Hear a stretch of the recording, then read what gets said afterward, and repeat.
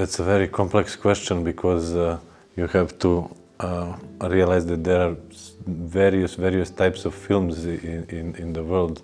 Especially documentary films can be divided into many forms and various forms. Some of them can lean to propaganda even, and some of them can lean to more experimental films. But to find the truth is something that's really complex and really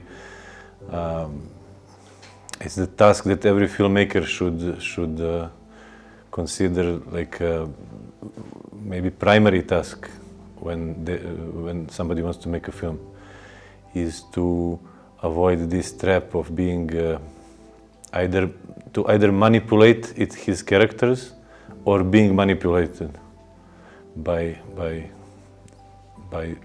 some entities or governments, or So I think it's something that whenever I made my films, I was thinking a lot about how to avoid this trap, and to try to find this cinematic truth, which I think actually is something that viewer can feel, I think that we sometimes underestimate the power of viewers, of audience, and that they, even if they're not educated in art, they have this basic intuition of recognizing some forms of art and some ideas that are inside the film. So, and even in Beldox, where we are programming films for Beldox, we tend to seek films which are not manipulative and which try to just show you the world or show you various angles how to observe the world, but still stay with very high moral approach to the characters. Yeah, I think Marko basically nailed it already. But I think in a naive way, in a naive approach, there could be the assumption that documentary is closer to truth because it's relating to our realities. But I tend to believe always that there is not such a big difference between fiction film and documentary, because it's always the method of relating to reality is changing reality. And I think we mustn't forget that in the process of making a film, be it a fiction film or a documentary, we are interfering with the reality, we are meeting people, the camera is changing the situation, our presence is changing the situation. So the question of truth, in fact, is a very complex one. So I kind of like also the term that Marko brought up with the cinematic truth. So to relate to the reality, not in order to depict reality as truth, but to have a true relation in terms of an ethic relation to our topics. In the sense that we don't want to spread more propaganda, because we know that media and the use of media and the use of film, also the use of documentary film, is very often used for political interests. And as a more artistic documentary filmmaker, I think this is something to at the same time reflect about our political and social reality that surrounds us, but also to understand that the way we make films will change the world. So the way we relate to time, the way we relate to space. And so that's more a cinematic truth than truth in the sense of a true picture of reality.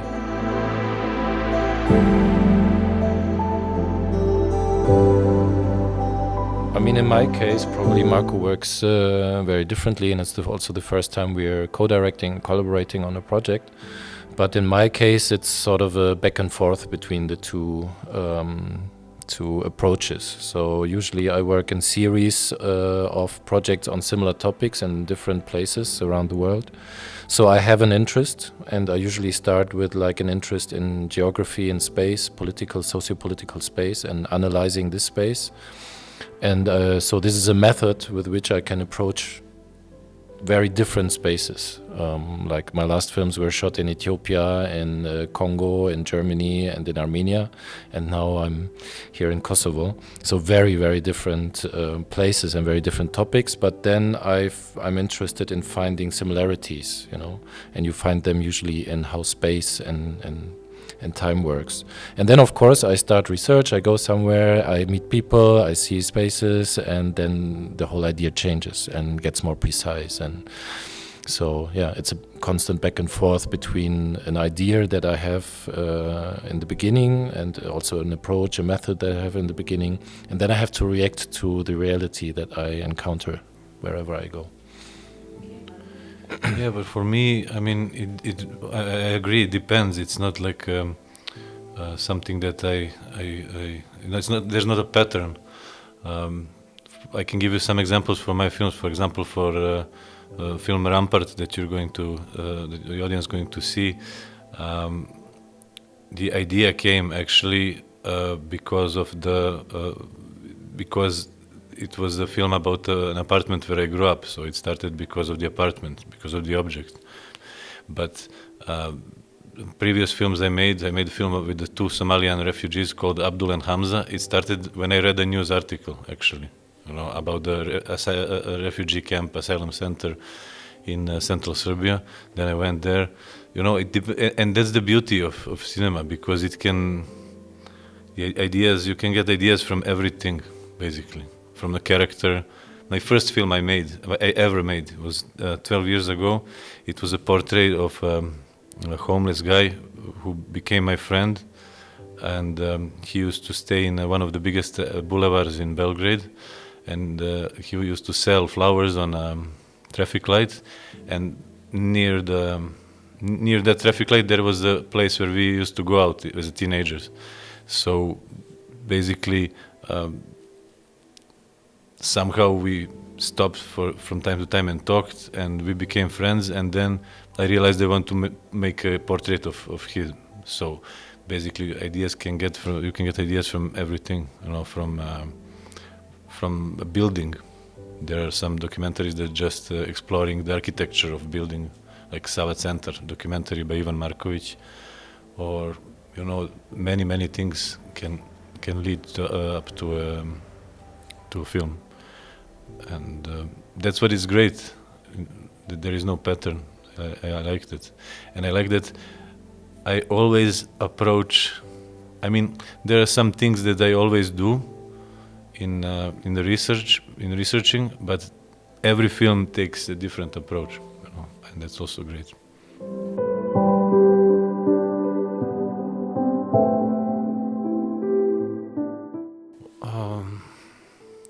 Well, I think humans are social beings, no? So if you make something, and if only you know this, only you're aware of it, it's, you know, you're not happy.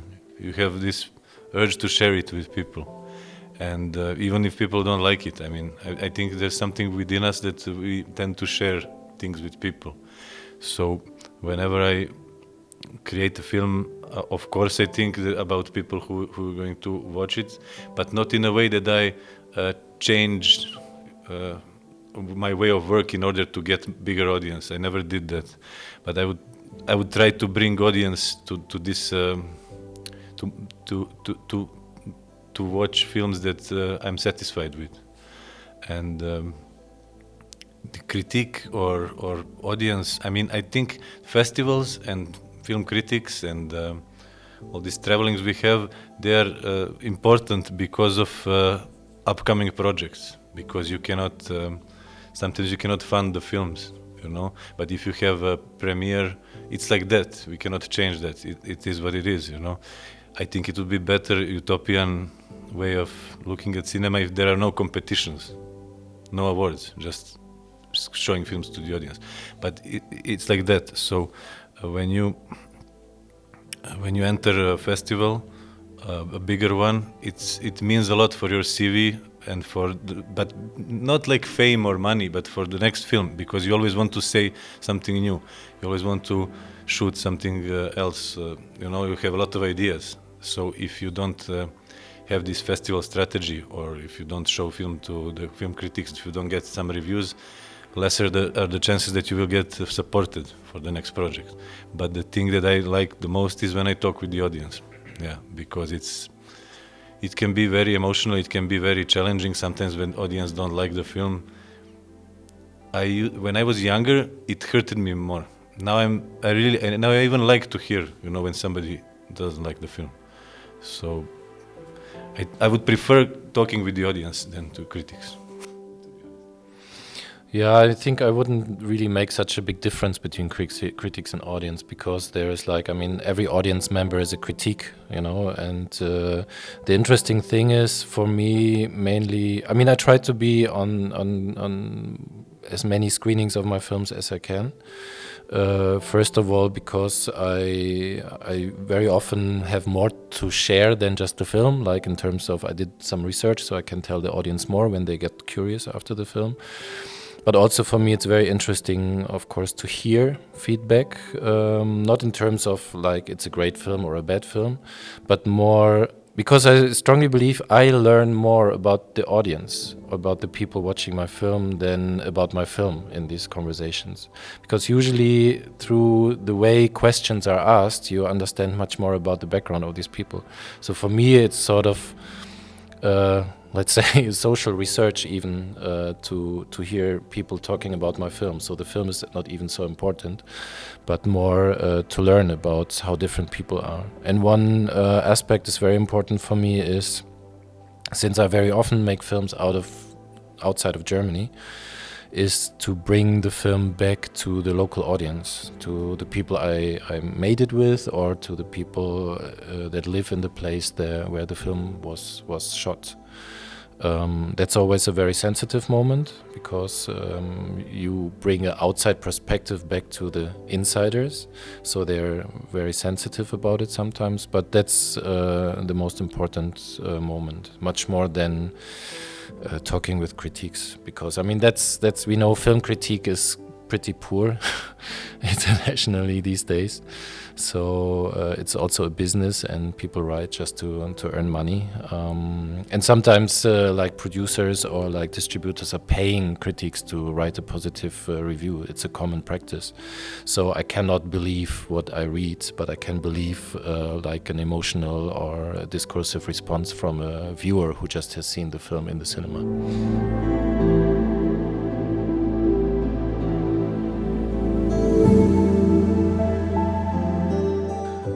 For me, I think cinema is part of a typology of spaces where people meet without having, except for the cinema ticket, maybe without having to consume something and without having to make political decisions or pray, like in the church or in the parliament.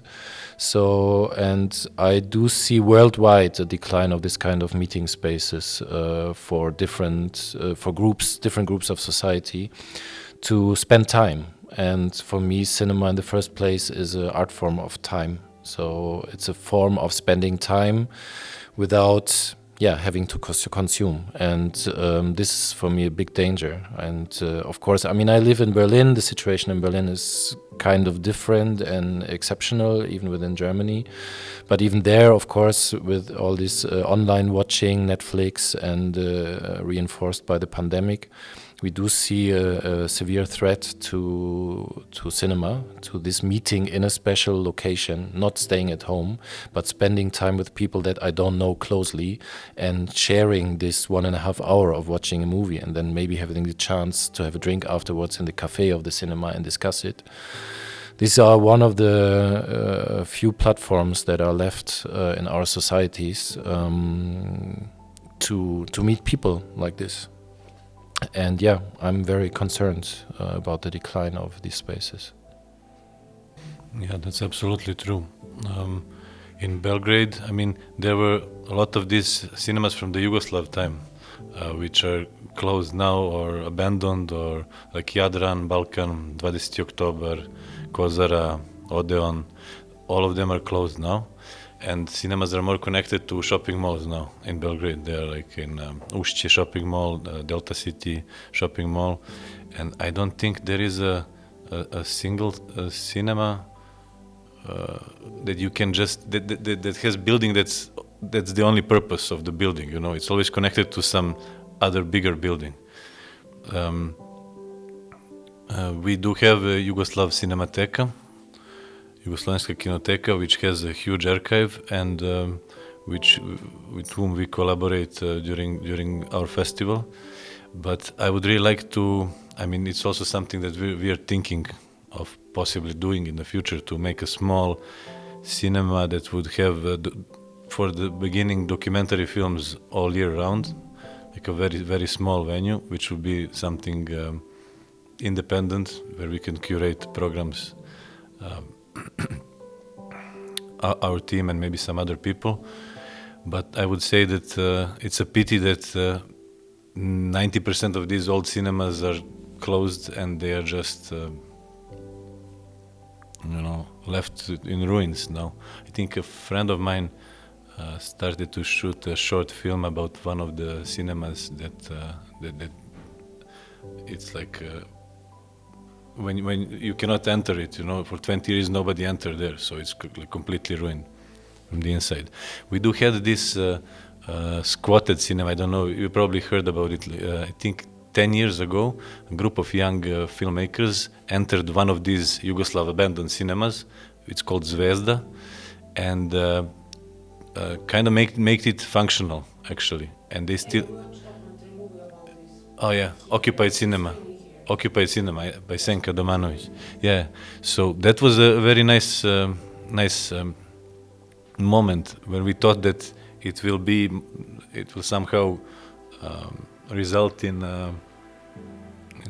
maybe the government or the mayor trying to reconstruct some of these other cinemas, but it didn't happen. So it was an incident, basically.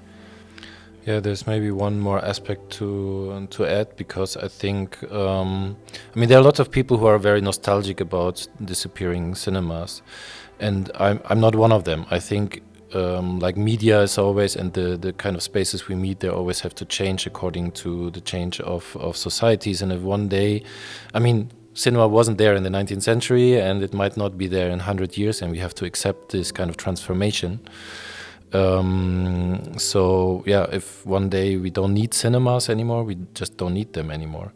But then we really need to work on replacing them with other spaces where we can meet in person, because I strongly believe that this is what we need. And if we lose this kind of spaces, like the Akvarijus gallery, also then the only thing that is left are like capitalist fascist societies, and we are on the way towards that, obviously, right now. Yeah, and you could see during the pandemic that these online versions of film festivals and online watching is not the same, because it's a social event, no? Yeah, exactly. So yeah, I completely agree.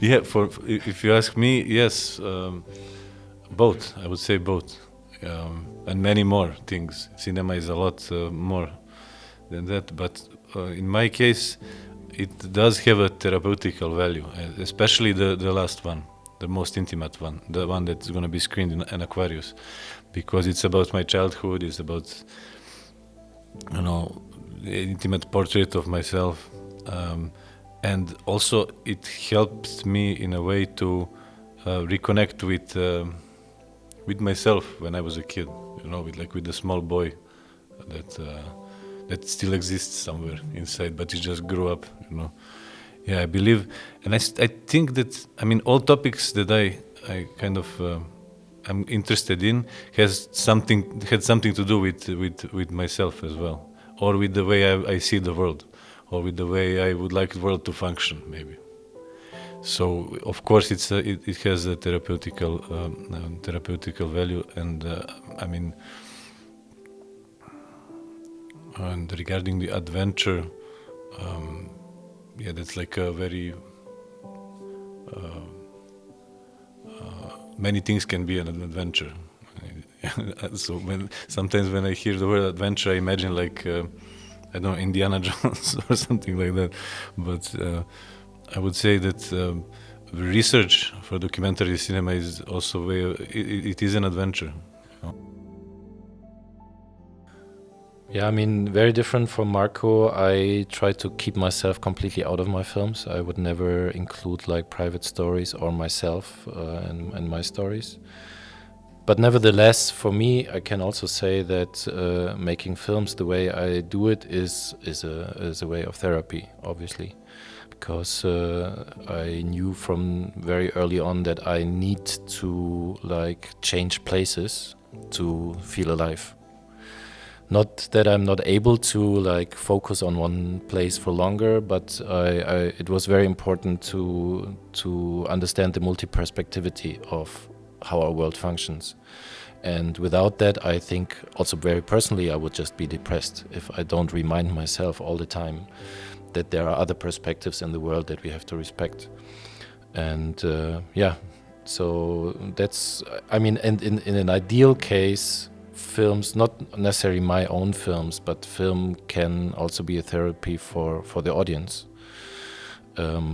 Sometimes people say, if it's therapy, then it's not really art, but I strongly believe in a very close connection, that artistic practice can lead to a therapeutical practice, and it's not necessarily wrong or minor, but could be actually a great achievement of filmmaking.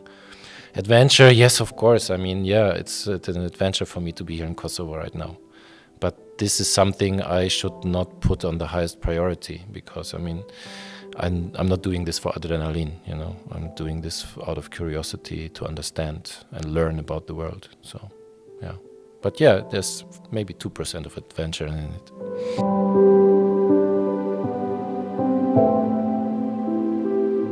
That's a very interesting question, but need to think about it. I mean, the first time we came was last year in summer, and it definitely has a different color now than last time we came, because now is March. So it's if you're speaking about really like colors that we can see.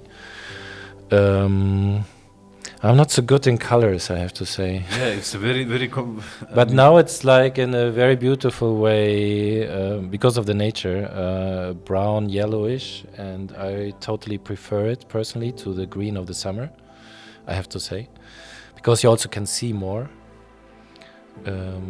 Yeah, and I think we will come back many times. Yeah, I would say also yellowish, but because of the